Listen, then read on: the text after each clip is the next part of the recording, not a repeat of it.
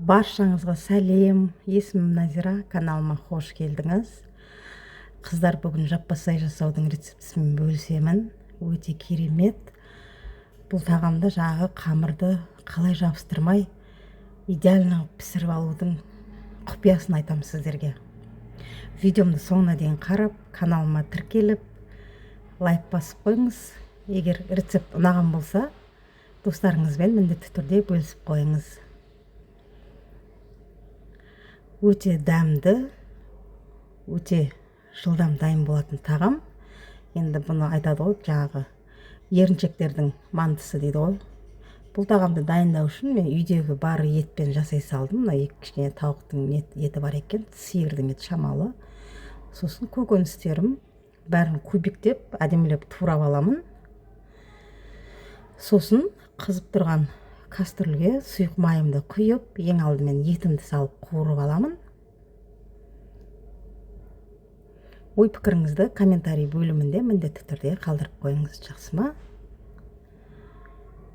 Осылай етті кішкене қуырып алған соң, жаңағы үстіне пиязды, чеснокты салып, тағы қуырып аламын. Осылай пиязды шамамен бір 3-4 минут қуырып алып, сосын үстіне сәбізді салып, және бір 3-4 минут қуырып аламын да, сосын картопты салып, ең соңында су құйып, көкөністерім бататындай етіп, суды солай құямын, және 1,5 қасық шай қасық тұз салдым, 1 шай қасық қара бұрыш салдым. Енді баяу отта шамамен 40 минут, 45 минут пісіріп аламын. Енді подливым пісіп дайын болғанша қамырымды илеп алам. Қамырды илеу үшін 1 жұмыртқа, 150 грамм су және 350 грамм ұн. Дәміне қарай тұз саласыздар. Мінекей қамырымды илеп алдым, енді жарты сағатқа салатанға орап қойып қоямын. Негізі қыздар, бұл тамақтың қамырын илегенде шай қасықтың ұшымен ғана кішкене сода салып жіберсеңіз, қамырыңыз жабыспай, идеально әдем болып шығады. Осылай міндетті түрде жасап көріңіз. Қамырымды жұқа етіп жайып алам, кәдімгі бешбармақтың қамыры секілді етіп, жұқалап, осылай жайып аламын.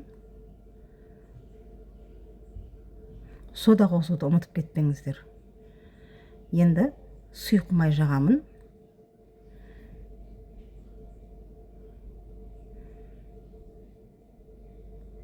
Сұйық майды жағып, осылай кесіп аламын.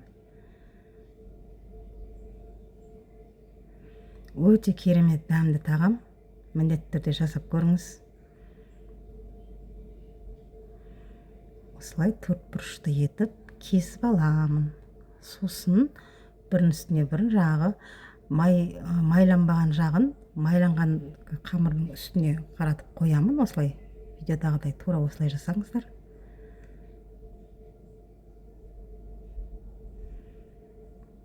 Бүкіл жайып алған қамырымды бәрін осылай кесіп, арасына май жағып, әдемілеп дайындап алатын боламын. Енді осылай жаңағы қайнап жатқан көкөніс, ет, соның үстіне қамырымды осылай салатын болам. Қамыр ешқандай да жабыспайды, қыздар, қорықпаңдар. Өте әдем болып, дәмді тамақ болып шығады. Осылай бүктеп легеннің жан-жағына қамырларымның бәрін алып қоятын болам. Міне көріп тұрсыздар ғой, ешқандай жабыспаған, әдем болып шығып жатыр.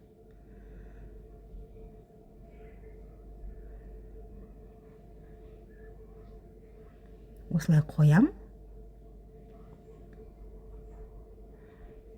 Мінекей ешқандай да жабыспайды да, жыртылмайды да, керемет болып шығады.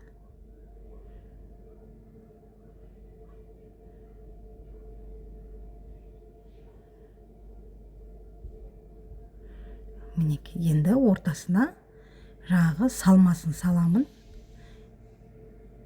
Осылай қамырдың ортасына кішкене 1 қасықтан подливын салып, алып жібересіздер. Өте дәмді, тойымды,